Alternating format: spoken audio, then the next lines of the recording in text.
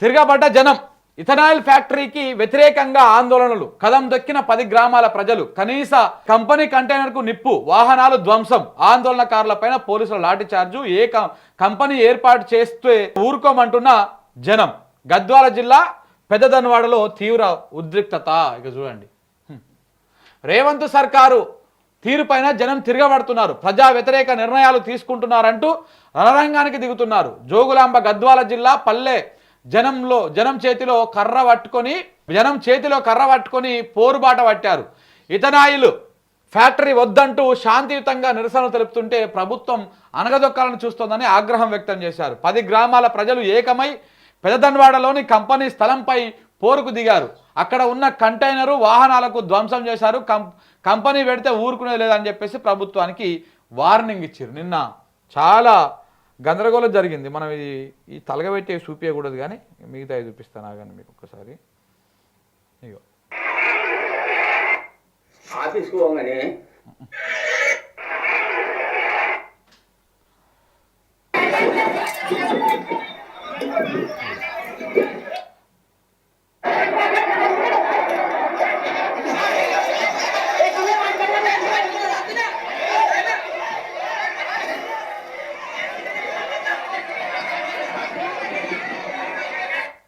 చూడండి, ప్రజలు తిరగబడుతున్నారు, రైతులు తిరగబడుతున్నారు.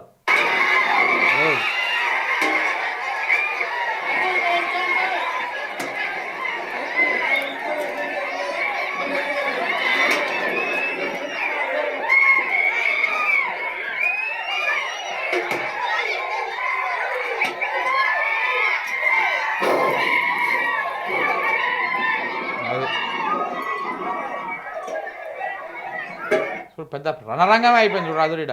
ఇక చూడు, పోలీసు వాళ్ళు వచ్చి ఎంత వచ్చినా కానీ ఆడ ఇథనాయిల్ కంపెనీ పెడదామని గద్వాల జిల్లాల ప్రయత్నాలు చేస్తున్నారు. ప్రజల బలం ముందు ఏ పోలీసు వాళ్ళు ఎవరు ఆపుతారు చెప్పండి? ప్రజల తిరుగుబాటు చేసిరనుకో ఇక్కడ ఈడ ఈ మాత్రం ప్రజలే కనపడుతారు. ఈ ప్రభుత్వం మొండి వైఖరి వీడకపోతే అయినా ఇంకెందుకు సిగ్గొస్తలేదు వీళ్ళకి నాకు అర్థం కావట్లేదు. ఇంతకు ముందుకు లగచర్లా గిట్లనే అయ్యింది, దిలావర్పూర్లా గిట్లనే అయ్యింది, ఇప్పుడు ఈడ పెదతన్వాడలా. అయినా కానీ వీళ్ళకు బుద్ధి వస్తలేదు ప్రభుత్వానికి. ఈ ఇథనాయిల్ ఫ్యాక్టరీ పెట్టామని ఓడి చెప్తున్నాడు. ఎవరి స్వార్థ ప్రయోజనాల కోసం ఏర్పాట్లు చేస్తారు ఈ కెమికల్ ఫ్యాక్టరీలు, ఈ ఫార్మా ఫ్యాక్టరీలు అన్నీ కూడా ఎవడెవడి చేయడం కోసం. వాస్తవానికి ఈ కంపెనీకి సంబంధించి చంద్రబాబు నాయుడుకి సంబంధించిన ఈ కంపెనీలు ఇక్కడ పెడుతున్నారు. చూడండి, ఇగో మాట్లాడతా, ఇవన్నీ దాని గురించి మాట్లాడదాం.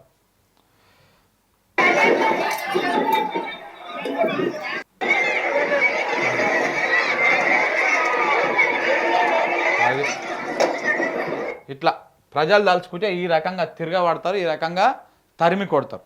సో కాబట్టి ప్రభుత్వం ఇప్పటికైనా సోయిలోకి రావాలి. అసలు విషయం ఏందో చదివి వినిపిస్తాం మిత్రులారా, ఇప్పుడు మీకు చూపిస్తా. ఇగో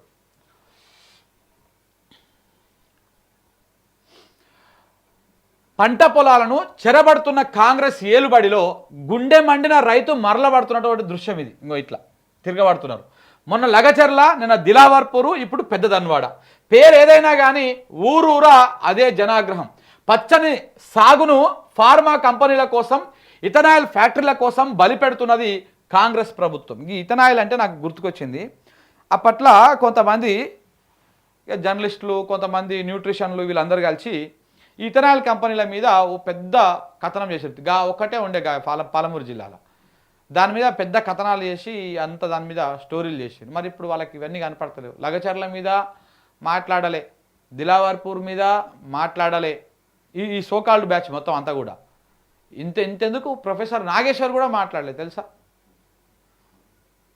ఇట్లా ఉంటారు వీళ్ళందరూ, కాంగ్రెస్ పెయిడ్ బ్యాచ్ అనమాట. ఇప్పుడు దీని మీద కూడా మాట్లాడతలేరు. ఇవి కనపడవు వాళ్ళకి అసలు. చూడండి, ఆవేదన చెందుతున్న రైతులపై అధికార అహంకారాన్ని ప్రదర్శిస్తున్నది. అడిగే అన్నదాతల పైన లాఠీలను జులుపిస్తున్నది.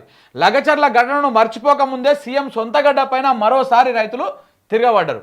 గద్వాల జిల్లా రాజోలి మండలం పెద్దదన్వాడలో ఇథనాయిల్ ఫ్యాక్టరీ ఏర్పాటును నిరసిస్తూ 12 గ్రామాల ప్రజలు నిరసనకు దిగారు. ఏపీ సీఎం చంద్రబాబు నాయుడు శిష్యుడికి అధికార పార్టీ నేతలు అండగా నిలవడంతో ప్రజల్లో మరింత ఆగ్రహానికి కారణమైంది. ఆయనకు చెందినటువంటి ఫ్యాక్టరీపై రైతులు మూకుమ్మడిగా విరుచుకుపడ్డారు. ప్రజాపాలన పేరిట సాగుతున్న పోలీసు రాజ్యానికి నిర్మల్ జిల్లా ఖానాపూర్లో మరొక దృశ్యము కనపడింది.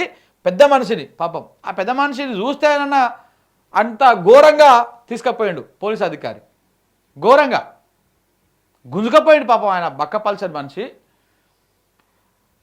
భూభారతి సదస్సులో గోడు వెళ్ళబోసుకుంటున్న వృద్ధ రైతును మెడబట్టి ఈడ్చుకెట్టు ఓ ఏఎస్ఐ బయటకు దోసేసిండు. ఈయనను కూడా కాళ్ళు బట్టి గొర్ర గుంజుకపోవు కదా, మామూలుగా లేడు, ఓ కోస్తే ఓ 3 ఊర్లకు సరిపోతట్టుంది. అట్లా ఉన్నాడు చూడు, రాదుగా చూడు, పొట్ట గిట్ట ఓ 3 ఊర్లకు సరిపడా ఉన్నాడు. ఈయన కూడా కాలు గట్టి ఓ బర్రెకు కట్టేసి ఆ బర్రెని వెనకంగా 2 ధరిస్తే గుంజుకపోతే మంచిగా ఉంటుంది. ఇట్లా సస్పెండ్ చేసుడు ఇవన్నీ దుకారం కాదు, పనిష్మెంట్లు ఈ రకంగా ఇవ్వాలి, అప్పుడు అర్థమవుతుంది వీళ్ళకి.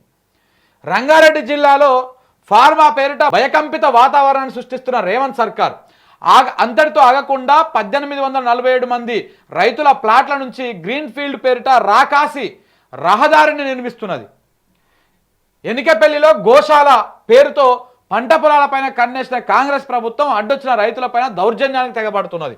గోశాలపై ఇంకా పూర్తి నిర్ణయం తీసుకోకముందే పొలం దున్నే రైతులను పోలీస్ స్టేషన్కు తరలించారు. చూడండి ఎంత, ఇక్కడనేమో పెద్దదన్వాడలో విత్తనాలు ఫ్యాక్టరీ పెడుతున్నాం అని చెప్పేసి అక్కడ రైతుల భూములను గుంజుకోవడానికి ప్రయత్నం చేస్తుంటే రైతులు తిరగబడ్డారు. ఇంకొకటి ఇక్కడ రైతుల మీద నిర్మల్ జిల్లాల ఈ రకంగా, ఇంకొకటి రంగారెడ్డి జిల్లాల ఈ 1887 మంది రైతులకు సంబంధించినటువంటి భూములను గుంజుకోవడానికి ఈ రకంగా ఇలా ప్రయత్నం. మరి ఎంతవరకు కోసం అంటే బాబు శిష్యుల కోసం పోలీసులను మోహరించి పచ్చని పొలాల్లో ఫ్యాక్టరీ నిర్మాణం అంట. ఆంధ్ర కంపెనీకి కాంగ్రెస్ సర్కారు రాచబాట. ప్రాణాలు తీసే ఇథనాల్ కంపెనీ వద్దంటూ తిరగబడుతున్న రాజోలి మండల అన్నదాతలు, యజమాని సిబ్బందిని తరిమి కొట్టిన రైతులు, ఫ్యాక్టరీ కంటైనర్లకు నిప్పు, వాహనాలు ధ్వంసం. పెద్దదన్వాడ చుట్టుపక్కల గ్రామాల్లో ఉద్రిక్తత. దొరికిన వాళ్ళందరినీ అరెస్ట్ చేసిన పోలీసులు, బీఆర్ఎస్ నాయకుల ముందస్తు అరెస్టులు, పొలాల్లో తలదాచుకున్నటువంటి మహిళలు, పిల్లలు. ఇక చూడండి ఇప్పుడు ఈడ కూడా ఈ ఫ్యాక్టరీ ఎవరి కోసం పెడుతున్నాడు? చంద్రబాబు నాయుడు శిష్యుడు వాళ్ళ కంపెనీలు వచ్చి ఇక్కడ మన తెలంగాణ కంపెనీలు వాళ్ళ కంపెనీలు వచ్చి ఇక్కడ పెట్టుబడులు పెడతా ఉంటే, ఇథనాల్ ఫ్యాక్టరీ ఏర్పాటు చేస్తూ ఉంటే వాళ్ళకు మన స్థానికంగా ఉన్నటువంటి కాంగ్రెస్ నాయకులు, ఎందుకంటే చంద్రబాబు చెంచాలే కాదు, ఇక్కడ ఉన్న సగం మంది కాంగ్రెస్ వాళ్ళు, పచ్చ కాంగ్రెస్ వాళ్ళు ఉన్న సగం మంది, ఈ చెంచా బ్యాచ్ మొత్తం అంతా కూడా వాళ్ళకు మద్దతు పలుకుతూ ఉన్నది. ఎవరికి? ఆ కంపెనీ పెడుతోనికి.